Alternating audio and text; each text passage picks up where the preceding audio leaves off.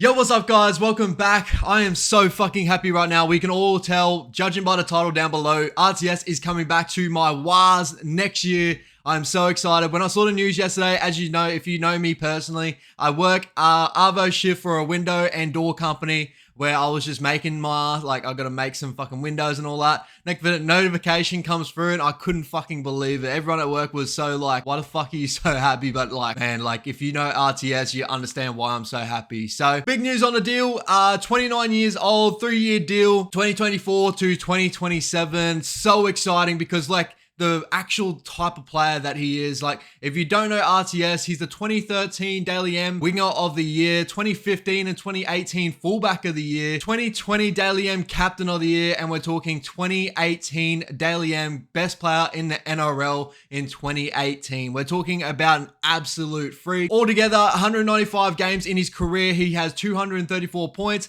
58 tries, and averages about 195 meters per run. This is why I'm so excited to have RTS back. He was one of our more consistent, just gun players, bro. One of the reasons why in 2018 we made it back into the final series, unfortunately getting bounced out by the Panthers, but he was a big driving force to bringing us to the finals with SJ and all that back in the day. This poses a couple of questions though, and the first question is obviously, what does this mean for CNK? And Chance has been fucking amazing for us this season. It is really tough, man, because I really love CNK. I'd love that we had him back and he was going to play fullback for us and all that sort of stuff. But if you're going to choose for RTS or Chance Nickel Clockstag, I would choose RTS every day of the week. It's so hard to say because fuck, man, footy can be cruel that way. What this does mean for CNK, he has played a little bit of center for us in the past. He's played center for multiple big occasions in international football and all that sort of stuff and goes okay at it at that. So I'm so excited to have him there. He's probably going to be playing center for us, I'm guessing,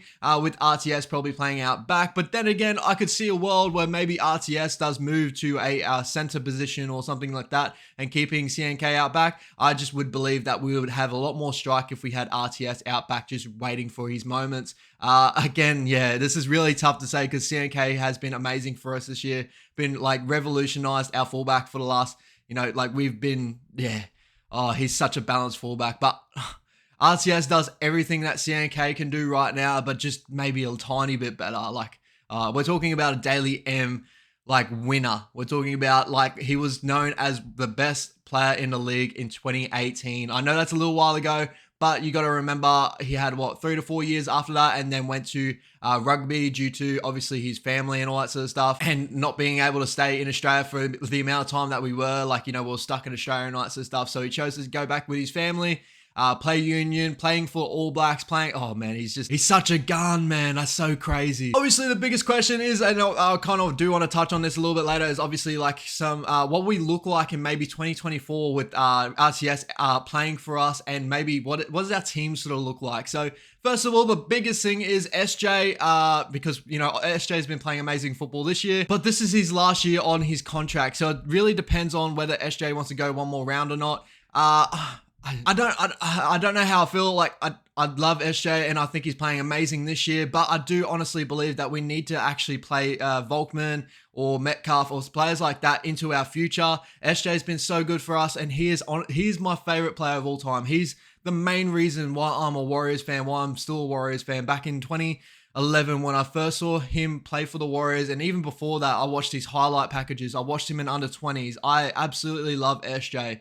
But I do honestly believe if we want to keep players like Volkman and Metcalf, which I think Metcalf's only got 2 years on his deal. He's 2024. He can go talk. Volkman has got till 2025.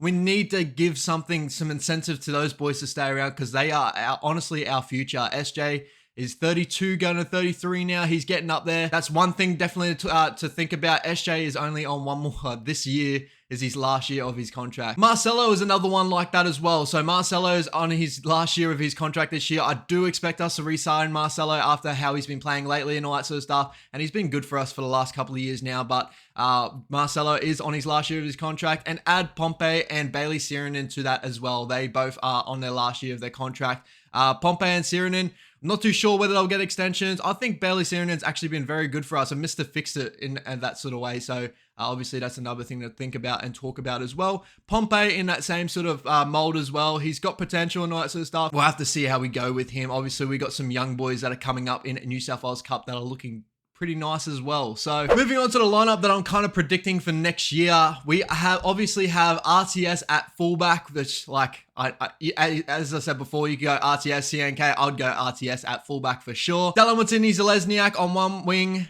We got Kossi or Montoya on the other wing, depending on who wants to play center and everything, if Montoya gets re-signed and all that sort of stuff. CNK and, as I said before, Montoya or someone like a Vilea who's been biding his time. He's played a little bit of first grade as well and has shown out pretty well. Obviously has a couple of like little things to fix up on, but he's still like, he's our future and he's going to be our future. Another one you could chuck in there is Rocco Berry, who's been out with injury for a little bit now too. Obviously Rocco is a young boy that's got a lot to learn as well. So a lot of these young centers that we're bringing through are going through the same thing. Obviously COVID has really ruined their development in most sort of ways. So hopefully we'll see one of those boys stand up in that position, but Montoya probably would be the safest one the way he's playing at the moment. And I'm just loving how Montoya's working to get better and better every game. In our halves position, so this one could go anywhere. Like you got at our 6, Tamari Martin or Luke Metcalf is more suited to that 6th position, to be honest. Next year, depending on SJ goes one more round, I'm not too sure, but our 7, we got Volkman, Tamari Martin or SJ. So that could be the way it looks at the moment. If SJ leaves, I would have Volkman and Metcalf, maybe Tamari Martin at 14. But then again, I could see maybe Tamari and Metcalf. I do want to see Volkman there too, bro. So we're getting stacked in his halves position. Comment down below your thoughts and maybe who you want to see the future halves for the Warriors at. In the front row, this is what I'm most excited for. RTS is going to have a forward pack of dogs, man. These guys are fucking freaks. So I'm so happy to see RTS behind a really good forward back finally. So AFB at 8, we got Barnett at 10, Niokore and forward in our edge back rower spots, and Tohu Harris at our 13, who has been one of our most consistent players for fucking how long. And obviously Wade Egan will be our starting hooker next year. Honorable mentions we got there as well is Freddie Lussick could be filling in for Egan if he ever gets down, all that sort of stuff. But Lussick can be our future. Egan right now is our hooker that we have coming into next year. Off our bench, this is what I'm kind of thinking of. So we got Walker, who's still got quite a bit of time on his deal. So Dylan Walker, Jazzy, Curran, Tom Arlett is the team I would be thinking about going for. Obviously, the biggest honorable mentions there are Bunty Afoa. We got Freddie Lussick. We got Sifakula, who's been playing amazing in New South Wales Cup. He's a really big, strong forward. He's been fucking killing it for New South Wales Cup. Obviously, as I said before, Rocco Berry is another honorable mention. Duapiki is an honorable mention as well. Gepu, who we are waiting on. Obviously, he's been injured for this year, but he's a very promising forward that I'm really, really excited on. So obviously, he's a big name there. And in that New South Wales Cup team, we have Big Zion, who's been waiting for his turn. I think he's been playing fucking amazing for us. And Ali Le Ataua, who's been waiting his time as well. He's been playing really well at the center position for New South Wales Cup as well. Obviously, he is the relative of Ali Laati'i, who we fucking love so much, man. It's so good to see some old school Warrior blood in this team as well. And the last thing I do want to touch on, obviously, Luke Metcalf is signed until 2024, so I do believe that we have to give him some sort of run just to keep him at the Warriors. I know he's loving it over here at the moment, but we still need to give him some sort of incentive that he is going to be part of this team for the future and all that sort of stuff. So I do expect when he comes back from the hamstring injury, he'll probably fill in that 6 role.